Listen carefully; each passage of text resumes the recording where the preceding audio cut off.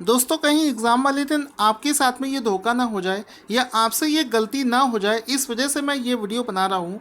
आपको पता होगा 15 दिसंबर की अभी डेट आई है आरआरबी एनटीपीसी एग्ज़ाम की।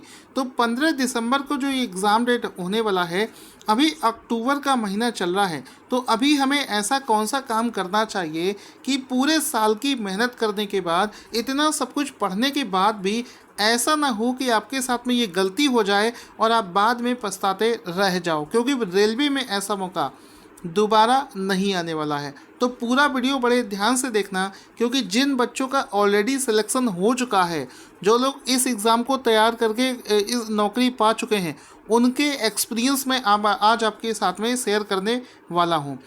अगर आप इस एग्ज़ाम के लिए सीरियस नहीं हैं तो वीडियो को इसी जगह बंद कर दीजिए, और जो लोग सीरियस हैं वो इस बात को गंभीरता से समझेंगे, तभी आपको कुछ सीखने को मिलेगा। अब देखो पूरा वीडियो ध्यान से समझना। अब मैं शुरू करता हूँ। देखो होता क्या है, कई बार आपने ऐसे लोग मिले होंगे आपको जो पढ़ने में बहुत ब्रिलियंट होंगे। आप उनसे मिलोगे तो आपको लगेगा यार इसका सिलेक्शन तो हो जाएगा, या उनमें से आप भी हो सकते हो। आपको लग रहा है कि हाँ यार चलो मेरी तैयारी एकदम से पूरी चल रही है और मैं पक्का इस बार सेलेक्ट हो जाऊँगा। लेकिन क्या होता है कि यहाँ पर अभी आपसे कोई क्वेश्चन पूछे तो आप उसका आंसर फटाक से दे दोगे, लेकिन अगर वही क्वेश्चन एग्ज़ाम में पूछा जाता है तो आप उसको सॉल्व नहीं कर पा रहे हो। आखिर प्रॉब्लम क्या है? तो यहाँ पर आपको बेसिकली एक चीज़ मैं बताने जा रहा हूँ। ब्रिलियंट से ब्रिलियंट स्टूडेंट ऐसी इस गलती को कर देता है, और जो इंसान उस गलती को करता है उसको एक्चुअल में खुद नहीं पता होता है कि वो गलती कर रहा है। क्योंकि अगर उसको खुद वो गलती पता होती तो क्या वो जानबूझकर उस गलती को करता?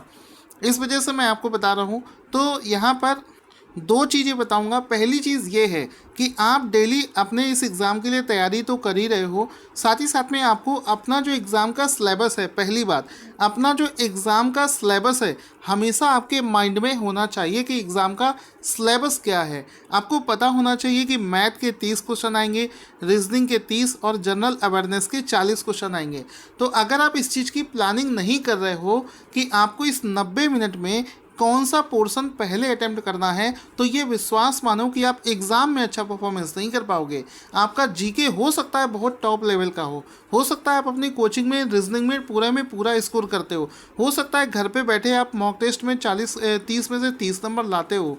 लेकिन अगर आपको ये चीज़ नहीं पता है कि भाई साहब ये जो 3 सेक्शन हैं इनमें से कौन सा सेक्शन आप पहले अटेम्प्ट करोगे, इस चीज़ की प्लानिंग अगर आपने नहीं बनाई है तो एग्ज़ाम में आपका डब्बा गोल हो सकता है।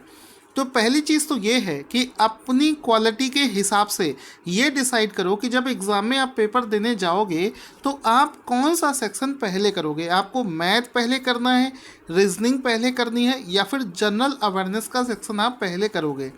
तो पहली बात तो ये हो गई कि आपको ये डिसाइड करना है कि पेपर को किस तरीके से मैं शुरुआत करूँगा अटेम्प्ट करना।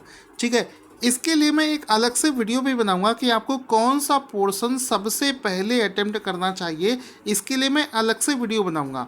तो अभी तो आप एक काम करोगे कि आप मन में ये सोच कर बताओगे, कमेंट बॉक्स में बताना कि सर मैं कौन सा पेपर पहले अटेम्प्ट करूँगा। उसके बाद में इसके अलावा एक चीज़ मैंने आपको बता दी, दूसरी सबसे ज़रूरी चीज़ मैं आपको जो बताने वाला हूँ वो है मॉक टेस्ट। देखो बहुत ध्यान से समझना।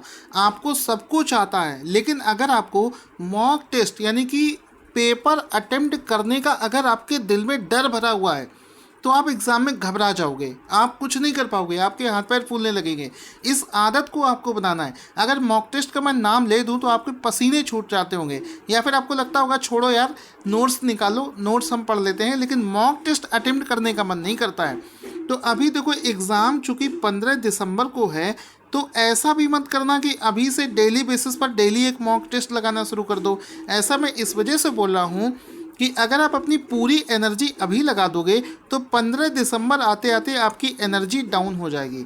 इस वजह से मैं बहुत ही प्लानिंग से बता रहा हूँ, क्योंकि बहुत सारे सेलेक्टेड जो स्टूडेंट हैं उन्होंने इस चीज़ को शेयर किया है कि 15 दिसंबर को अगर आपका एग्ज़ाम होगा तो आप कोशिश करो कि हफ्ते में 2 मॉक टेस्ट, कम से कम 2 मॉक टेस्ट हफ्ते में आपको लगाने ही हैं, चाहे आपका कितना भी मन ना करे।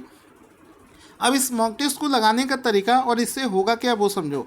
देखो अब आप चूँकि आप सब कुछ तैयार कर चुके हो, आपको सब कुछ आता है, तो मॉक टेस्ट लगाने का मतलब ये होता है कि आपको अपने दिल में बैठा हुआ जो डर है, मेन आपको अपना डर भगाना है। देखो चीज़ें तो सबको आती है, किताबें तो सबको ही पढ़ लेता है, तैयारी तो सभी लोग कर लेते हैं, लेकिन आपके दिल में जो डर भरा हुआ है एग्ज़ाम को अटेम्प्ट करने का, वो निकालना सबसे ज़रूरी होता है।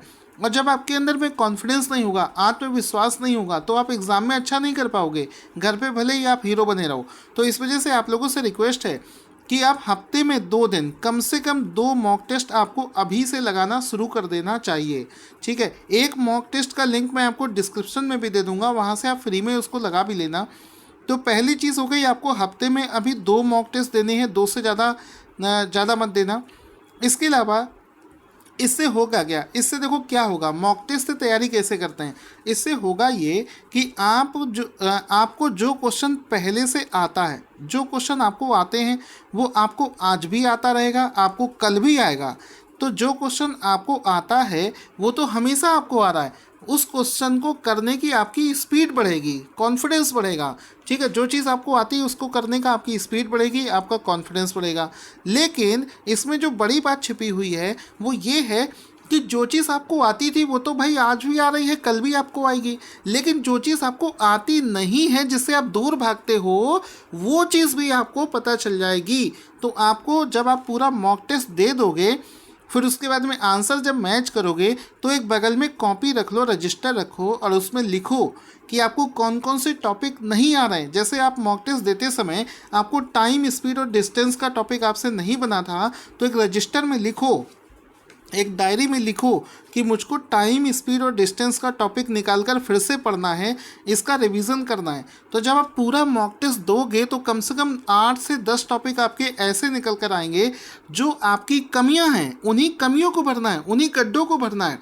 अब पता चला हम लोग करते क्या हैं, हम लोग सिर्फ वही चीज़ पढ़ते रहते हैं जो हमें आसान लगती है, जिसको पढ़ने में हमारा दिल करता है। हम उन चीज़ों पर ज़्यादा नहीं ध्यान दे पाते जो हमें नहीं आती हैं, जिन चीज़ों में हमें एक्चुअल में प्रॉब्लम है। तो जैसे मान लो आपने 4 टॉपिक निकाले कि चलो मुझे यार टाइम, स्पीड और डिस्टेंस पढ़ना है, सीटिंग अरेंजमेंट पढ़ना है, रिवर्स और माउंटेन पढ़ना है, फेमस टेम्पल। ये सब वो टॉपिक हैं जो आपने निकाले हैं कि चलो यार आज ये 4 टॉपिक आपको पढ़ने हैं।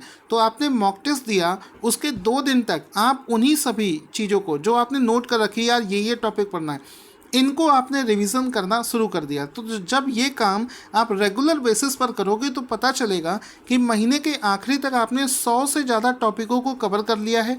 यानी कि आपके अंदर में जो कमियां थी उनको आप फिलअप कर चुके हो। आपको एक टारगेट भी मिलेगा कि हाँ यार ये टारगेट है, मुझे आज की डेट में ये सब पढ़ना है।